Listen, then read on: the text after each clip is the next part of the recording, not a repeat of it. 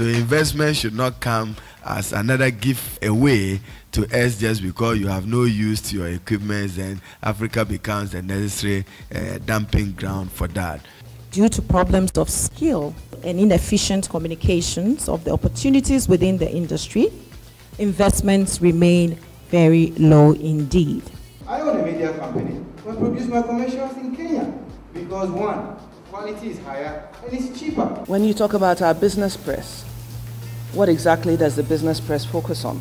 If your business has the strength in its shoulders to support those expectations and you have the level of transparency, trust me, there's more than enough capital that's going to flow there. If we don't make those tough decisions, we will have this conversation again in 10 years.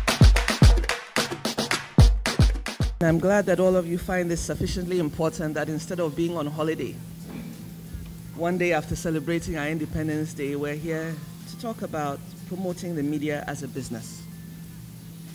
It's particularly interesting for me because even though I am by no means a media practitioner and would not even dream of aspiring to that kind of recognition, I had the opportunity to work quite strongly with the media at the time when my party was campaigning to get into government. And I must also add that that was an eye-opening experience for me because it allowed me to understand the nuts and bolts of this industry and how it actually works in practice. And from my point of view at that time, how I could interact with the media to make sure that my party's message got across and got across effectively. One of the things that struck me at the time was that there was a proliferation of media in Ghana, but you could count the ones that immediately came to your mind if you were asked the question of how many radio stations would you consider to be credible, or how many newspapers would you consider to be credible, or if you talked about internet sites, how many of those internet sites do you think that the majority of Ghanaians would go to look for their news? And how are all of these things funded? Because another thing that came across very strongly was just how dependent these various media organizations, and especially those journalists who were working for those organizations, were on, let's put it this way, some assistance that you could give them, as opposed to people who you saw were part of a professional organization like any other institution, and therefore did their work not on the basis of, and please don't get me wrong, because I don't want to say that the media is paid and then therefore goes where they are paid to. I'm just making an observation as regards some of the media organizations that were to a large extent dependent on what it is that you were giving them and how you were ready to support them, and that influenced the way they would put out their stories. And I'm mentioning this because I'm of the view that if we do not have media organized as professional businesses, and you don't get people who are ready to run these as professional businesses, such that it doesn't seem to be something that is overtaken by a particular interest, but something that really is going out and telling the story from the point of view of the journalist, which may not necessarily appeal to somebody else who is listening to it, but at the end of the day is factually accurate, is giving an opinion based on the facts, and is telling our story. Now, when it comes to investment, I can see the venture capital fund is here.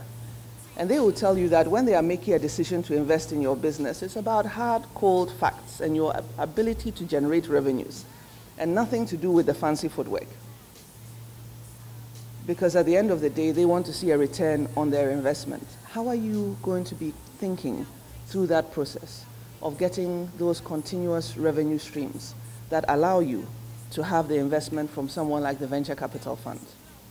Again, interaction with another paper, this time a business paper. Came to my office, they wanted to do an event and they wanted the Ministry of Trade and Industry to associate with the event so that they could use it for promotion. And so we were talking about the business, her media business, and about the fact that there were so many other things that she would like to do, but she doesn't have the resources for it. And when she goes to her bank is not ready to give her the money to be able to make the investment. And I said, well, what kind of revenues has the bank seen coming from your paper as your monthly sales, your turnover. Then she said, well, she's not too sure about that, but she thinks that it's a good prospect, and so therefore the bank should be ready to invest. I said, you can't have one without the other. If your banker is your banker just for the purposes of putting the money you consider as spare cash into the bank, and you are not able to make sure that, like any other business, you keep the kind of records that help them to have an idea of your revenue streams and what your returns are like, you can go and tell them you have a good idea, and maybe you can offer them free advertising from time to time. That doesn't mean they will give you the money. So, ladies and gentlemen, I cannot pretend to know more about your field than you do. But from the outside looking in, these are the things that strike me. These are the areas where I think that perhaps a lot of the media don't really focus on enough. And you don't see that kind of specialization. That also allows you to see somebody as an expert in a particular sector. So if you really want to know what's going on in this industry, that's the paper that you refer to. We're always talking about petroleum and the fact that we are now an oil-producing state and all of that. How many stories have you seen in the papers over the last, call it 6 months, that have really made you understand what is happening in that sector? As opposed to the stories about there's a new discovery at Teak and there's a new discovery at Owo, and then that's about that.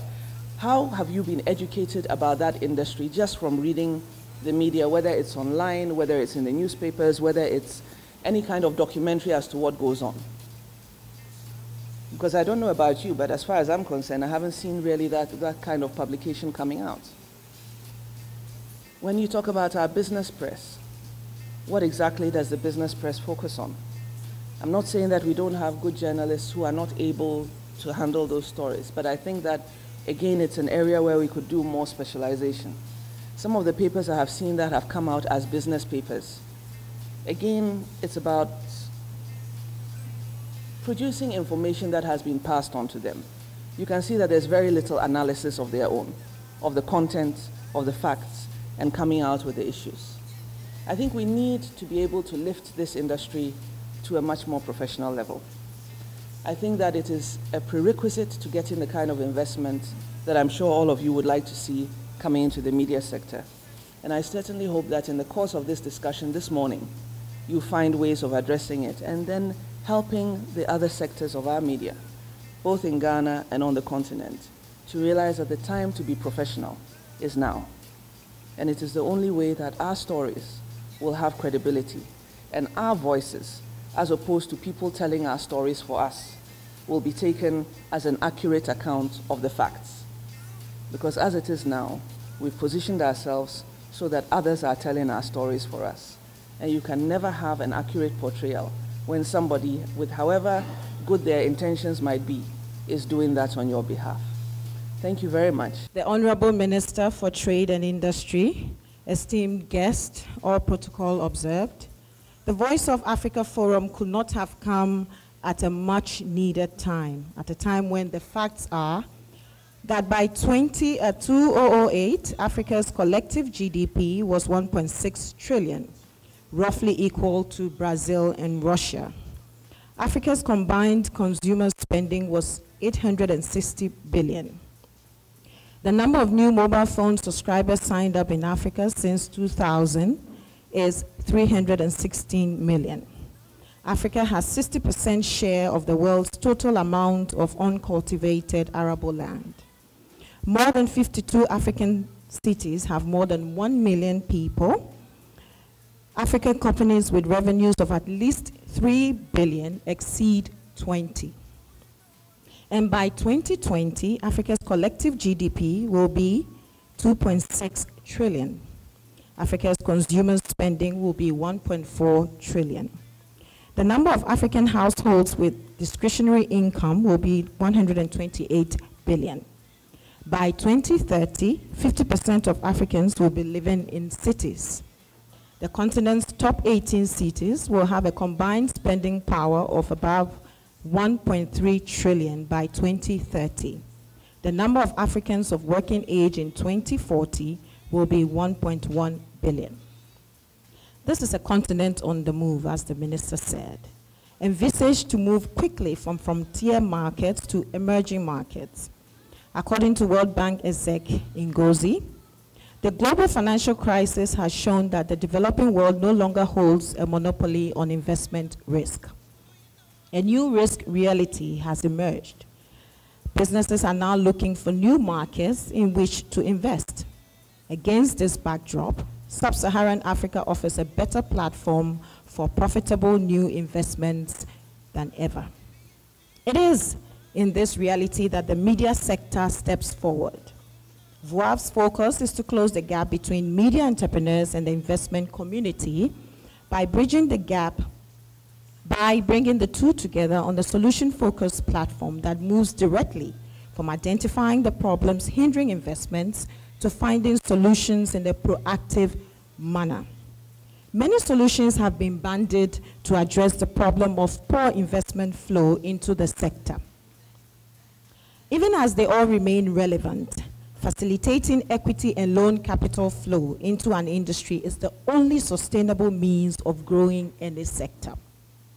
The sector offers huge opportunities for investments, even as the telecom sector has escalated beyond all initial projections.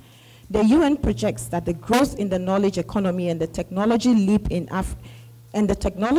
that Africa is experiencing via telecommunications investments is set to rise to 70 billion by 2012.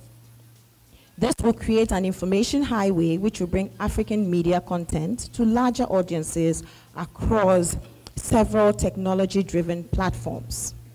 Content owners now require finance to drive forward a new era in African media to grow and potentially surpass the telecom sector. However, due to problems of scale, and inefficient communications of the opportunities within the industry, investments remain very low indeed. And this is what the forum addresses. As a yearly forum, the forum's format is inclusive of panel sessions, workshops, and pairing sessions that will identify the problems, explore solutions to the problems, impact the skill needed to attract sustainable investments, encourage strategic partnerships to build up scale, and facilitate efficient networking through identifying and pairing of possible partners and building partnerships. For Africa to realize its projections of becoming efficient markets and take its place in the world market, it is critical that the sector be empowered to play its role effectively in society. It is therefore in the interest of all sectors of the economy, including governments, to promote its growth. It is heartwarming to note the acknowledgement our government has extended to this forum. We encourage the government and all stakeholders, however, to go further in its support of such initiatives and encourage other governments to take its lead. Ghana has been a leader in many things, and once again, we call on all stakeholders to take this leadership role and write in the sands of time. May I welcome especially our guests from outside the continent, noting especially our guest from India, Mr. Sandeep, you're welcome. Having reached officially the emerging market status, there is much that our continent can learn from you, as well as a lot of business we can do amongst ourselves. This forum is one of many to create that synergy. As the initiator of this forum, my dream is simple: bringing great people together to do business in a great way. As you all know how, do what you do best. You're welcome once again to the Voice of Africa Forum. Thank you. But I'll start with Mr. Chumisi, who's the force behind APN. He's also, he's got an extensive professional market knowledge of the free-to-air television broadcasting and advertising landscape in Africa, and has established a global network of industry contacts as well. So he's the best person to talk to us about the Africa media landscape. On the other hand, we have Juliet Asante, who needs no introduction at all. She is the initiator of this platform. She's the CEO of Eagle Productions. And those of us who watch TV a lot, I mean, we've seen her face for probably over a decade, maybe close to 17 years and over. She's been involved in the media, and I remember having a discussion with her in my office where she seemed very passionate about attracting investments into the sector. So that's Juliet Asante for you. And Mr. Edward Boateng. Mr. Edward Boateng is from Global Media Alliance. And I also remember hearing speak on, is it Joy FM on one of the programs? Yes, and he's also been involved in quite a lot of things in Africa. He's a former chairman of the Millennium Development Authority, and also he served on the board of National Communications Authority in Ghana.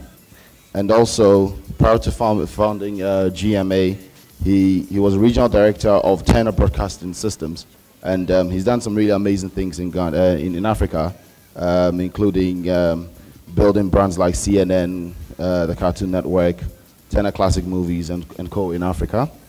He's also a co-founder of the Foundation for African Media Excellence, and he's also established the CNN Africa Journalist Awards. So I believe that the panel we have here is just the right panel to explain to us what exactly the landscape in Africa is like. All right, so starting with Edward Boateng. In about 3 minutes, can you tell us what your perception of the media landscape currently is like in Africa? This year marks, I think, almost 20 years of being in the media in Africa. So I can share with you my experiences based on history. I think almost 20 years ago, there was a lot of interest and a lot of the issues that the minister talked about and Juliet. And I remember when I first went to South Africa, I was part of the team seconded by CNN Tetteh at that time to go work with the ANC. And so I had the privilege to work with a lot of the people who were in media at that time and a lot of the ANC spokespeople at that time. And I remember there was a lot of enthusiasm in terms of where media was going. And if you think about it,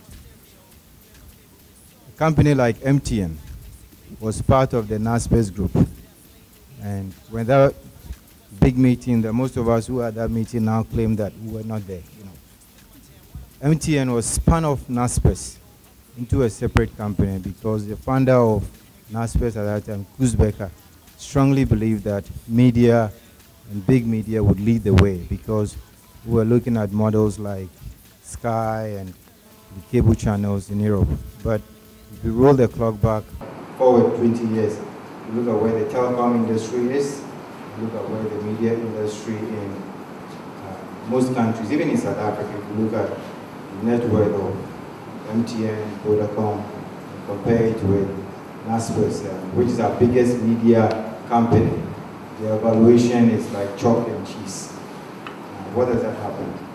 It happens because really, the media industry in Africa is a poor man's or poor person's playground. We shouldn't kid about that. And that's why a lot of the issues that the minister talked about prevail in media, not only in Ghana, but across. You can pay to get your story written. I have worked across media in all the various sectors. I've been on the regulation side, I've been on the entrepreneurial side, I've been on the big money side, working with Turner Broadcasting and NASPERS deposits. And also on starting new businesses like building ETV from scratch in South Africa, where today is almost $1 billion company.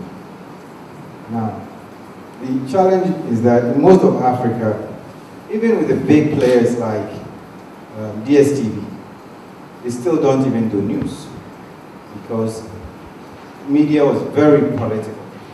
And therefore, to deregulate it, there was a lot of political arm twisting in those days. Unfortunately, what happened was that the financial sector was not brought alongside it. Therefore, when you go to most media forums, even with this one, you don't see a lot of, apart from Anthony, most of the financial institutions are not here.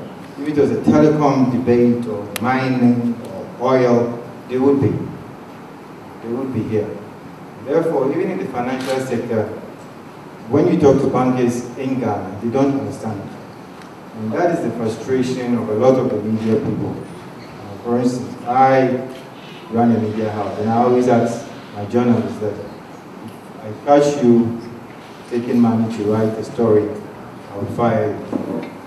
But the truth is, sometimes you look at the salaries that they are earning versus what their colleagues in the banking sector are earning, and it's a major, major challenge.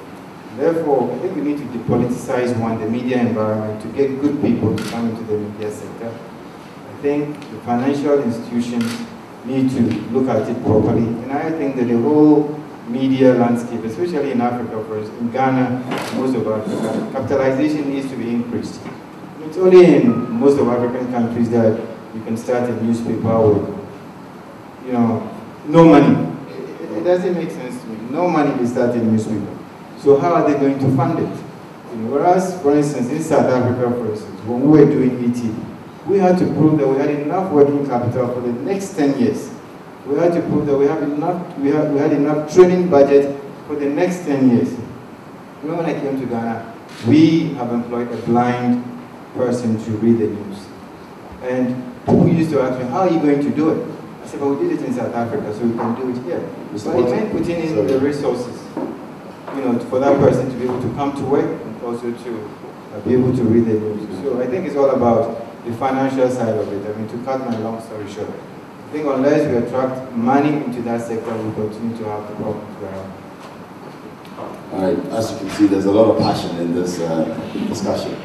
So I think I'll leave Juliet for last, also because she's the female here, so everyone will listen to her very well. Okay, now move on to Mr. Twumasi. If you can give us in 3 minutes your opinion of the media landscape in Ghana or in Africa. Thanks. Basically, ironically, I was in the same secondary school with David, and so we knew each other for a long time. Somewhere around 1995, he had a small party in his flat in Chelsea at the time.